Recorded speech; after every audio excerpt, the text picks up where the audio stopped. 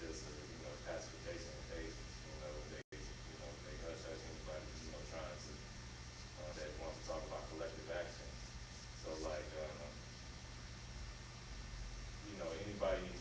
everybody that really wants to do something has when the group started, they had a meeting with people, but they've all left. And so the situation up there is like there's a small black population, like 6%, that is just basically that they see as fuel for their prison system. They have some of the highest racial disparities and incarceration rates. Uh, it's like 40% of the arrests and 40% of the people that are coming up into the prison system from there are black. And like they got real problems with housing discrimination and stuff like that. A bunch of people are getting put out of the apartment complex because some weird fake kids almost doing us all of this Yeah. now. But so you got Can you this hear me? so-called anti-racist group that's been telling everybody to be individualistic, like, oh, well, you might be able to get help from this church or whatever, this and that, or you might be able to go to this shelter or whatever. You know what I mean? Uh, so yeah, it's all of this stuff is happening everywhere. They haven't killed nobody in a few years. They killed a man in 2009, unarmed homeless man, black man. You know, uh, so there's no everywhere you go, you see the same thing, and you can't.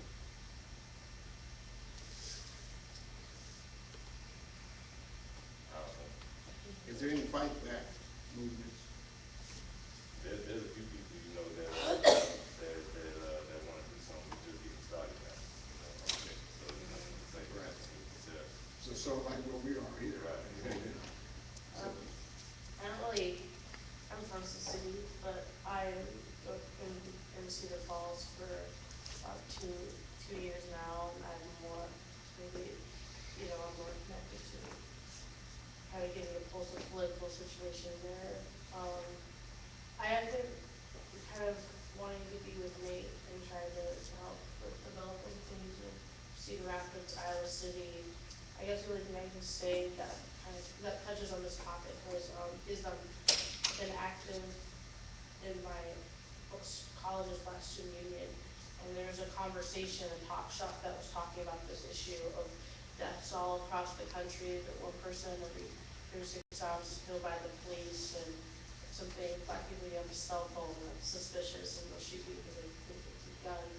And I guess what I wanted to do. I at that meeting I was like, okay, so maybe we should. I didn't know what to do, so I was like, we should have a march, or we should get organized and do something. And I told some. I'm not in leadership. I told some in leadership like, oh, hey, if you want to do that, like, let me know because I'd like to work on something. And they weren't. No one was really interested. Like it was this feeling of. It was so weird. It was just like this feeling of like, well, that's how it is. And I was talking about, this is all connected to the bigger picture of, the state of violence by the state to keep us all in check. And, the vibe I got was from the president was like, well, and I was like, well, we have to overthrow. I mean, the system's all connected to this. I'm like, oh, they're like, well, that's never going to happen. And the way to go about it is just kind of making it, doing what we can to all make it in the existing structure of things. But beyond that bigger picture thing I was throwing out, I was like, well, we should organize and do something. And no one was really in. People were like, I don't know. So I felt kind of demoralized. Like that region, I don't know that I couldn't find people who would be interested. And I felt like, well, it felt like I was like, well, either everyone was just demoralized or apathetic, or I don't know. So that's kind of what I've experienced trying to address this yeah, issue. yeah. So And what they've done, particularly with the student community, they have isolated the student from the community, the student community from the community.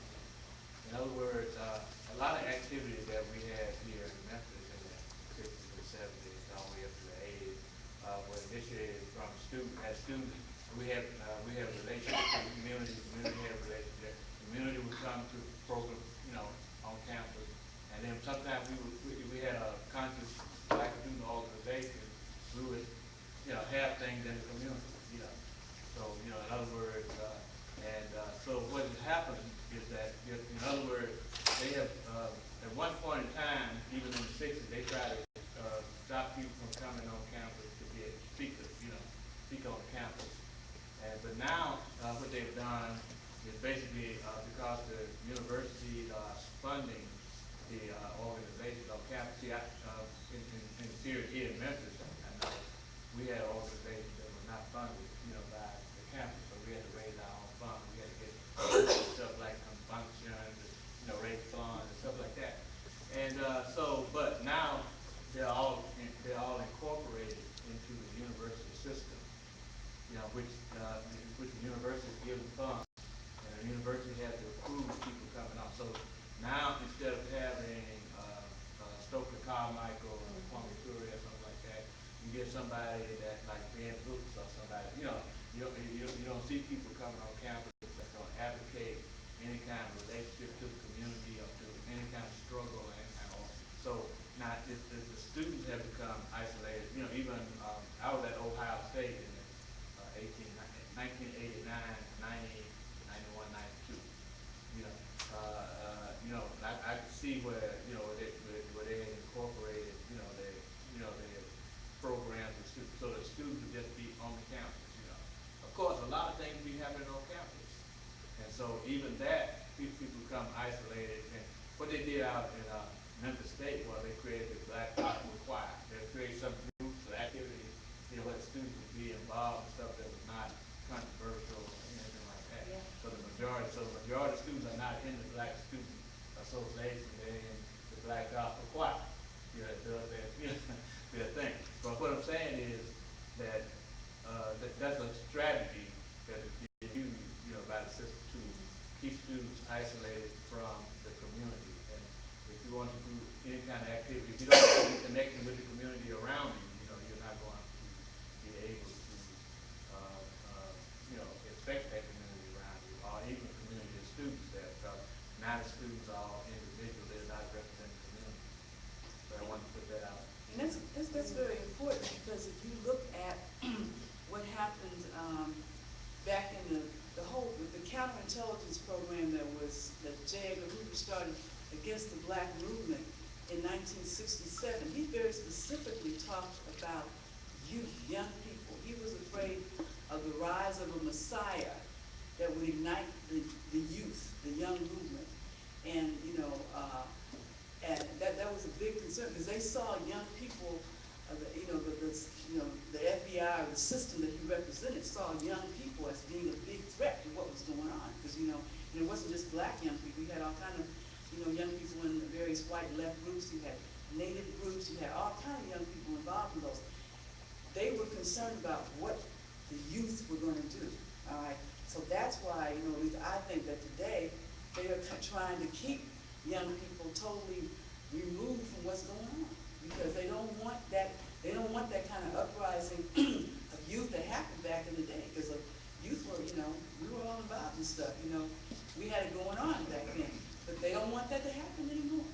And they're keeping the young people, the youth on the campuses. There's a division between them and the community.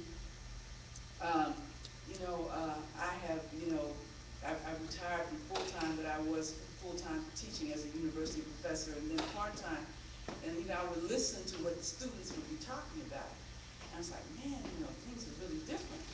I know we can't go back to when I was in college. That was a long time ago. I'm not advocating that.